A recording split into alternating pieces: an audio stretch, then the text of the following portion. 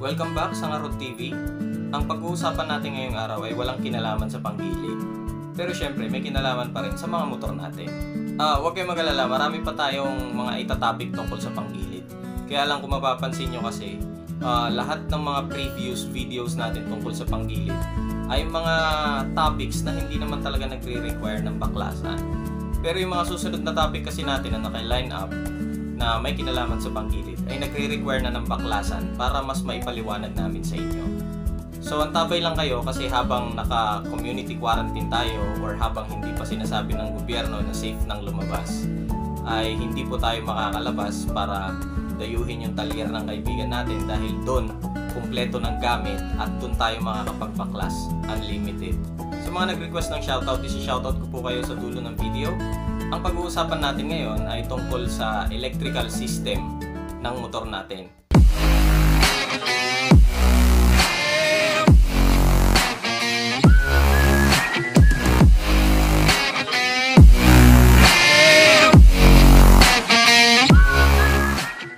So gagawa tayo ng series ng videos ngayon tungkol sa electrical system ng motor natin. Part 1 pa lang to. At itong part 1 ay magfo-focus to sa ignition system ng motor natin. Ilabas muna natin sa usapan yung charging system, yung mga loads and accessories and battery and all that. Magfo-focus muna tayo sa ignition system, yung kuryente na responsable sa pagpapaandar ng makina ng motor natin.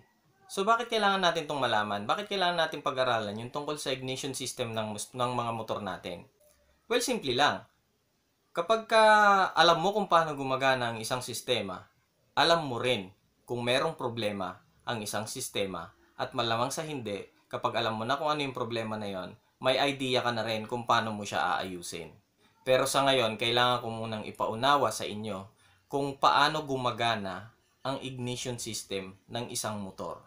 So again, wirings ang pinag-uusapan natin pero hindi muna ito magtatakil ng tungkol sa charging system gaya ng mga regulators and yung mga load natin, yung mga LED and all that.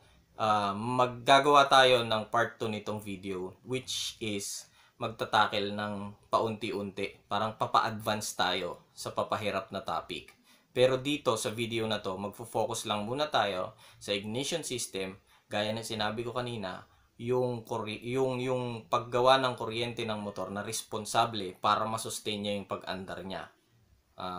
Cycle kasi yan eh. So simulan na natin. Bago pala tayo magsimula, gusto ko lang munang sabihin sa inyo na may mga terms tayo na kailangang i-define, which is yung CDI o Capacitor Discharge Igniter. Okay? Merong dalawang klase ng CDI. AC CDI at DC CDI o yung mas kilala na natin sa tawag na battery operated. Mamaya explain ko sa inyo kung bakit yan tinawag na battery operated. Pero pag-usapan muna natin yung AC CDI. Ang AC CDI ay madalas na ginagamit sa isang ignition system na stator driven. Ibig sabihin, hindi nagre-require ng baterya ang CDI na to para umandar yung motor. Normally, malalaman mo na AC-CDI ang motor mo kapag 4 ang wire na konektado sa ignition switch mo o yung susian ng motor. So, paano nga ba nagkakaroon ng kuryente ang motor? Kapag sumabog na yung gasolina sa loob ng combustion chamber, syempre itutulak niyan yung piston at continuous yung cycle niyan. Okay? Itutulak, babalik. Continuous yung cycle niyan. At dahil sa continuous na pagtaas-baba ng piston natin, iniikot niya yung shaft sa loob ng motor. At yung shaft naman ang nag-iikot sa tinatawag nating magneto. Okay, stop muna tayo. Doon na ngayon magsisimula yung paggawa ng kuryente para masustain ng motor yung pag-andar niya. Ang magneto ay nakikipagtulungan sa tinatawag nating stator. Ang stator ay isang grupo ng mga coil na gawa sa magnetic wire. Nakakagawa ng kuryente ang stator natin dahil sa magnet na dumadaan sa kanya. Ihalin tulad na lang natin siya yung parang, ito kasi yung pinakapuso ng ignition system ng motor natin. Okay? Actually, hindi lang siya sa ignition system responsable rin siya sa charging system, at kung ano-ano pang electrical demands ng motor natin. Sa stator lahat yon nagsisimula. Kapag nagdikit ka ng magnet sa stator, hindi yan basta gagawa ng kuryente. Nilapit mo lang yung magnet o dinikit mo, ganyan. Hindi yan basta gagawa ng kuryente. Kailangan gumalaw nung magnet. Kaya nga sa magneto ikinabit yung mga magnets eh. Para umikot siya. Para yung mga magnet ay magpa-pass by lang sa mga coil. Ang purpose nun is para gumalaw yung magnetic field or para magkaroon ng tinatawag na magnetic flux na siya namang i-absorb ng stator at i-convert into electrical energy. Again, kapag hindi gumagalaw yung magnet at inilapit mo lang, hindi siya gagawa ng kuryente. Kailangan gumalaw yung mga magnet. So, tapos na tayo doon. So, inabsorb niya na nga yung magnetic field na gumagalaw at kinonvert niya into electrical energy. Yung electrical energy na magagawa niyan ay tinatawag nating alternating current. Pag sinabi mong alternating current, ito yung klase ng kuryente na walang polarity o walang positive-negative. Maihahalin tulad mo to sa 220 na saksakan sa bahay. Yung 220 na yon na pinagsasaksakan natin ng mga home appliances natin ay tinatawag na alternating current. Kahit baliktarin mo yung saksakan, kunwari pag ganyan mo siyang sinaksak o pag ganon, parehas pa rin ang magiging resulta. Mag-on pa rin yung device mo. Kasi ang alternating current ay hindi nagre-require ng kahit na anong orientation. Basta may salpak mo siya, yun na yun. Hindi kagaya ng direct current na merong positive-negative na hindi mo pwedeng pagbaliktarin kasi magkukos yun ng short circuit. So dahil AC CDI ang pinag-uusapan natin ngayon, which is yung CDI na gumagana sa pamamagitan ng alternating current, okay? So ituloy na natin. Sa stator natin, may mga lumalabas na wire galing dyan. Okay? Yung iba dyan papunta sa regulator para sa charging system ng motor. At yung isa dyan, yung red-black, kung di ako nagkakamali. Yung red-black, yun ang responsable sa paghahatid ng kuryente papunta sa CDI. Pag-uusapan natin maigi yung CDI, huwag kayong mag-alala. Yung ibang mga wire, gaya ng sinabi ko kanina, papunta yun sa regulator para sa charging system at may wire na pupunta sa ground. Pero hiwalay muna natin yung charging system, okay? So again, yung black-red, papunta siya sa CDI kasi yung kuryente na doon sa wire na yon manggagaling yung kuryente na ihahatid naman ng CDI papunta sa ignition coil na siya namang ihahatid ng ignition coil papunta sa spark plug para mag-spark. Tapos pag nag-spark na yon, sasabog yung gasolina, gagalaw uli yung piston, iikot uli yung magneto, and kompleto na yung cycle. Nasa self-sustain niya na yung andar niya. Ngayon, merong dalawa actually na wire na kokonekta sa CDI mo. Yung isa ay galing sa stator at yung isa ay galing sa tinatawag nating pulsar o mas tinatawag ko na pick-up coil. Maliban kasi sa mga coils na nasa stator, may isang nakahiwalay na coil doon na medyo mas maliit. At yung coil na yon ay gumagawa ng kuryente pero hindi kasing lakas ng kuryente na ginagawa ng stator. Ang stator kasi naghahatid yan ng kuryente at ibinibigay niya yung pangangailangan sa kuryente ng buong motor natin.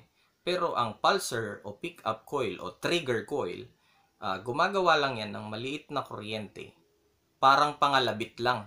Parang senyales o parang nagbibigay siya ng signal na oras na para mag-ignite yung spark plug. By the way, kahit na hindi mo buksan yung gilid ng motor mo kung saan nakapwesto yung stator, malalaman mo kung alin doon aling wire ang konektado sa pulsar mo. Yun yung white-blue. Yung blue-white. Yan. Yun. Okay? So, yung dalawang yun, papunta sila sa CDI. Yung red-black at saka yung white-blue. Ang purpose ng red-black is siya yung i-amplify na kuryente na ihahatid sa combustion chamber mo para mag-ignite. At yung white-blue naman is siya yung pipitik at magsasabi sa CDI mo kung oras na ba para mag-ignite. Hindi kasi yan tuloy-tuloy na inihahatid yung kuryente galing sa stator papunta sa spark plug eh. Kung mapapansin mo, nag-i-spark yon, hindi siya steady na nakaganon lang, na nakailaw lang, kumukurap-kurap siya. Kasi tinatimingan niya yung tamang posisyon ng piston. Nalalaman kasi ng trigger coil o ng pick-up coil kung nasaan na ba yung posisyon ng piston sa pamamagitan, syempre, ng isa pang magnet na normally ay naka-install sa labas ng magneto. Diba ito yung magneto, nasa loob niya yung stator. Dito sa inner wall ng magneto, yun yung responsible sa paggawa ng kuryente na kailangan ng motor natin.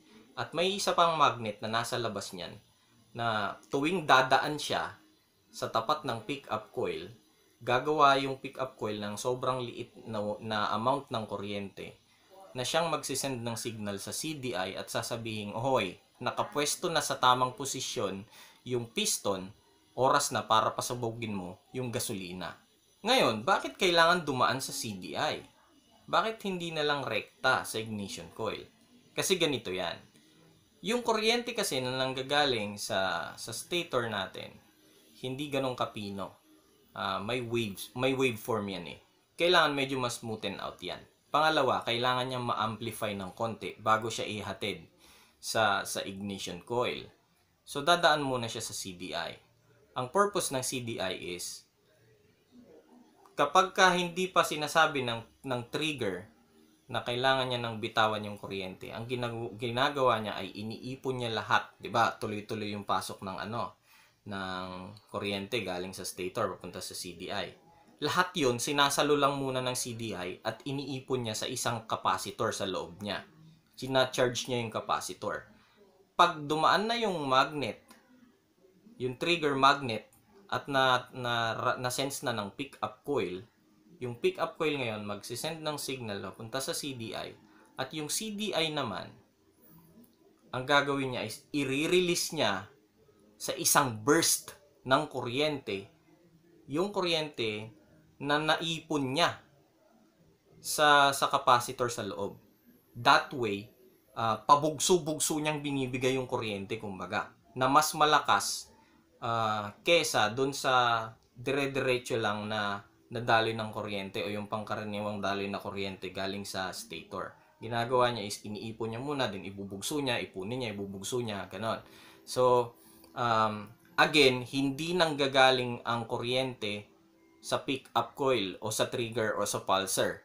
Iko-correct ko lang kasi maraming mga nag-iisip niya. Marami ang nag-aakala na yung pulser ang nagsusupply ng kuryente na hinahatid ng CDI papunta sa ignition coil.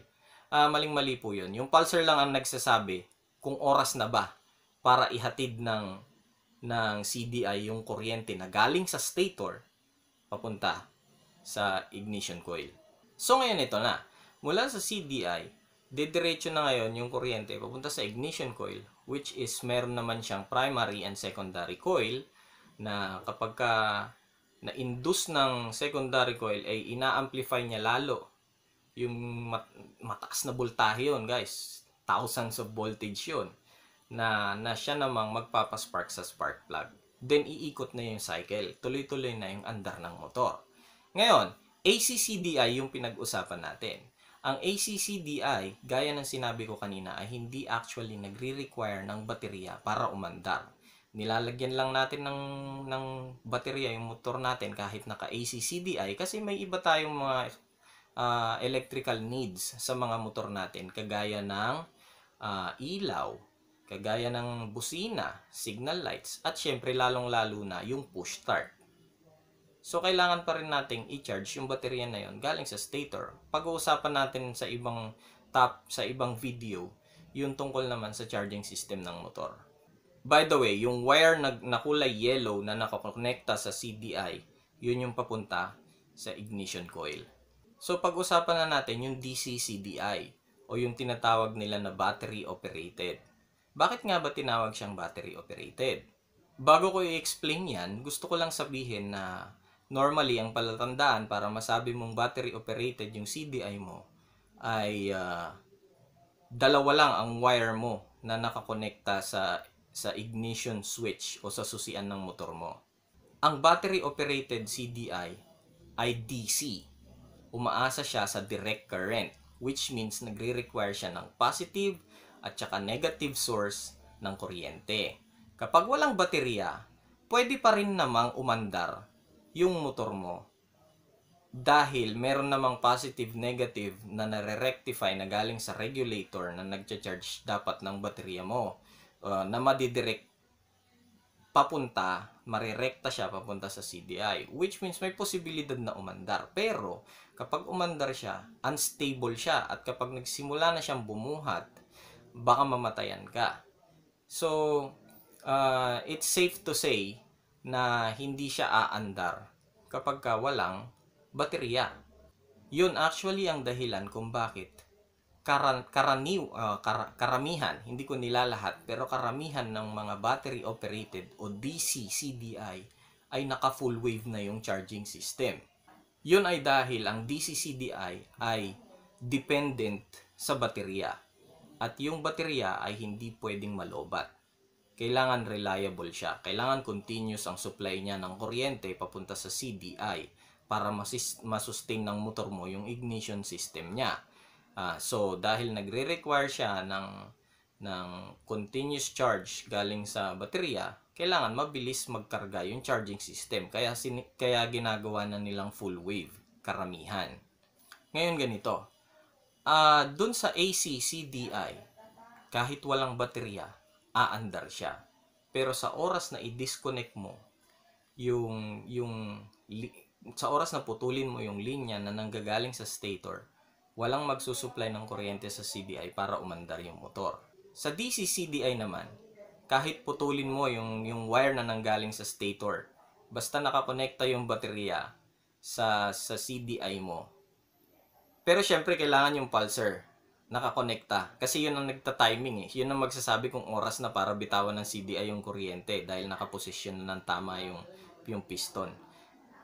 Yun hindi mo pwedeng putulin. Pero yung mismong line na nanggagaling sa stator, hindi sa pick-up coil o sa trigger, pag yun ang pinutol mo, basta may baterya ka na naka-install sa CDI mo, gagana yung motor mo. Okay? Gagana yan. Hanggang sa malobat yung baterya mo. Okay? So, kailangan mo pa rin talaga ng stator. Pero ang logic dun is, kahit wala yung stator, aandar yung motor mo. Hindi nga lang niya na-charge yung baterya. So, eventually, mamamatay din yung motor mo pag nalobat yung baterya mo. So, basically, sa DC CDI, yung linya na nanggagaling sa stator mo, papunta na yan sa charging system. Pag-usapan natin yan sa ibang videos, okay? Ngayon, ang purpose nun is para i-charge yung battery mo at para supplyan din ng kuryente yung ibang electrical needs ng motor mo. Pero, sa mismong CDI, yung black-red na galing sa CDI, iko-connecta mo yon sa positive ng baterya. Okay? Tapos yung green naman is iko-connect mo sa negative ng baterya or sa ground ng motor. And then, yung yellow na nakakonekta sa CDI, yun naman ay didiretso pa rin sa ignition coil. So, basically, pareho lang naman sila ng konsepto. Ang kaibahan lang is, nakarekta sa stator yung AC CDI at yung DC CDI naman is nakarekta sa baterya. So, ano bang maganda sa kanilang dalawa? Depende yan. Pero pagdating sa mas pino ang kuryente at mas nasa timing, mas accurate yung DC CDI. Pero again, may kanya-kanyang gamit yan, may kanya-kanyang advantage at disadvantage. So yon, sana naintindihan nyo kahit na wala tayong actual na demo. Binanggit ko naman yung mga kulay ng wires. Sana na-visualize nyo yon. So, shoutout muna tayo. Shoutout kina Maywela Works. Sina-shoutout niya rin ang VJ Moto Parts Accessories and Repair, Ricardo Menya, John Derek Joquino, Lem na walang apelido, basta Lem lang. Shoutout sa iyo, Lem. Lyle Angelo Acosta, Joher Kalim, Mark Christian Prado, Jomar Bayot, Ian Francis Rivera, Grenly Tan from Davao, Panakan, John Pangan, Jomari Joaquin, Mian Salvador, Peter Rashid Villanueva, Oli Lozano, Marion Jason Benizano, John Marie, George Agamata, JVADV Manasala. Yun lang muna sa ngayon. Dahan-dahan sa pagmamaneho mga paps.